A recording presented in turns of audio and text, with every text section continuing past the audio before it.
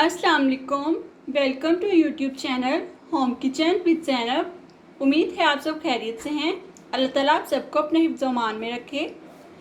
आज हम करेले गोश्त की रेसिपी बनाने जा रहे हैं, लेकिन रेसिपी को शुरू करने से पहले आपसे गुजारिश है कि हमारे चैनल को सब्सक्राइब कर दें और साथ में मौजूद बेल आइकन को दबा दें ताकि हर न्यू आने वाली रेसिपी का नोटिफिकेशन आपको मिलता रहे। करेले गोश्त बनाने के लिए जो अज्जा हमें दरकार हैं हम उनकी मिकदार देख लेते हैं। यहाँ पर 1 किलो मैंने करेले लिए हैं। इन्हें मैंने छील कर काट लिया है और नमक लगाकर 3 घंटे के लिए रख दिया था और इन्हें अच्छी तरह धो लिया है। अच्छी तरह धोकर इनका पानी बिल्कुल मैंने सुखा लिया है। 1 किलो मैंने बीफ का गोश्त लिया है। 4 दरमियाने साइज के टमाटर लेके इन्हें मैंने काट लिया है। 4 दरमियाने साइज के प्याज लेकर इन्हें मैंने काट लिया है। लाल मिर्च मैंने 1 चम्मच ली है, हल्दी आधा चम्मच लिया है, गरम मसाला 1 चम्मच लिया है, धनिया पाउडर 2 चम्मच लिया है, जीरा पाउडर 1 चम्मच लिया है, अदरक लहसुन का पेस्ट 2 चम्मच लिया है, हरी मिर्चें 6 अदद बारीक काट ली हैं और धनिया 1/4 कप लिया है। अब हम करेले गोश्त बनाना शुरू करते हैं। सबसे पहले मैं गोश्त को कुकर में डालकर इसे गला लूँगी ताकि गोश्त हमारा अच्छे से नरम हो जाए। करेलों को मैं खुले ऑयल में फ्राई कर लूँगी। कुकर में मैं 1 लीटर के करीब पानी शामिल करूँगी।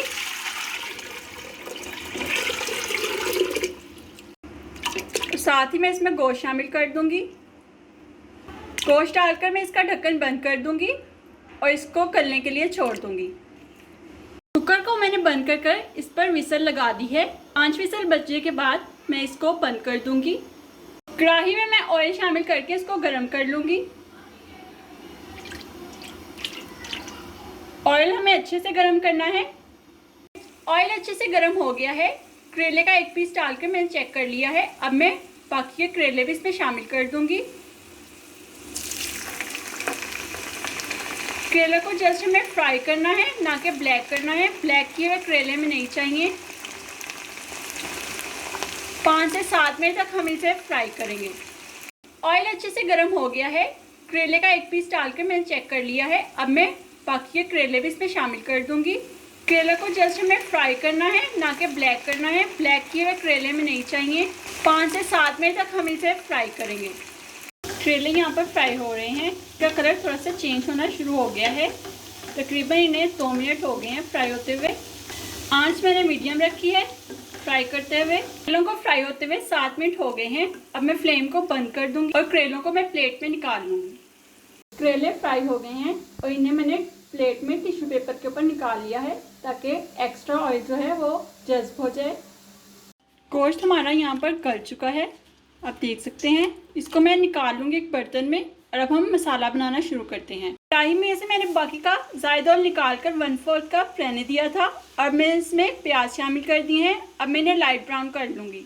प्याज ब्राउन हो गए हैं। अब मैं इसमें अदरक लहसुन का पेस्ट शामिल करूँगी और इसे प्याज के साथ 2 मिनट भून लूँगी। 2 मिनट मैंने भुनाई कर ली है। अब मैं इसमें गोश्त शामिल कर दूंगी। गोश्त के साथ ही मैं इसमें स्पाइसेस शामिल करूंगी। लाल मिर्चें, हल्दी, सूखा धनिया, ज़ीरा पाउडर। इन तमाम चीज़ों को अच्छे से मिक्स करूंगी और तकरीबन 5 मिनट तक इनकी भुनाई कर लूँगी। गोश्त को तमाम मसालों के साथ मैंने 5 मिनट तक अच्छे से भून लिया है। अब मैं इसमें टमाटर शामिल करूँगी, साथ ही सब्ज़ मिर्चें शामिल करूँगी और इन दोनों चीज़ों की गोश्त के साथ अच्छे से भुनाई कर लूँगी। टमाटर सॉफ्ट होने शुरू हो गए हैं और बहुत ही मज़ेदार खुशबू आ रही है। गोश्त की तमाम चीज़ों के साथ मैंने 15 मिनट तक अच्छे से भुनाई कर ली है। अब मैं इसमें गरम मसाला शामिल करूँगी, इसको मिक्स कर लूँगी। गरम मसाला मिक्स हो गया है। अब मैं इसमें करेले शामिल करूँगी। करेले मैंने शामिल कर दिए हैं। अब करेलों को गोश्त के साथ मैं अच्छे से मिक्स कर लूँगी। मिक्स करने के बाद मैं इसको ढक दूँगी और हल्की दम वाली आंच पे इसको 15 मिनट के लिए छोड़ दूंगी। 15 मिनट हो गए हैं। अब मैं इसमें सब्ज़ धनिया शामिल करूंगी और इसे अच्छे से मिक्स कर लूंगी।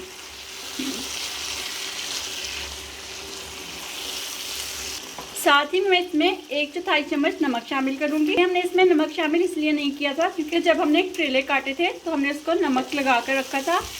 करेलों में ऑलरेडी पहले ही बहुत ज़्यादा नमक था, इसलिए नमक हमने अब शामिल किया है। नमक को हम अच्छे से सालन के साथ मिक्स कर लेंगे। करेले गोश्त तैयार है। अब मैं इसे बाउल में निकाल लेती हूँ। अगर आप करेले गोश्त की ये रेसिपी ट्राई करें तो हमें ज़रूर बताइएगा कि इस रेसिपी से आपके करेले गोश्त की रेसिपी कैसे बनी। आज की करेले गोश्त की रेसिपी आपको कैसी लगी हमें कमेंट करके बताइएगा। अगर अच्छी हो तो लाइक कर दीजिएगा और इस रेसिपी को फ्रेंड्स एंड फैमिली में ज़्यादा से ज़्यादा शेयर कीजिएगा। आज की रेसिपी देखने का शुक्रिया, दुआओं में याद रखिएगा।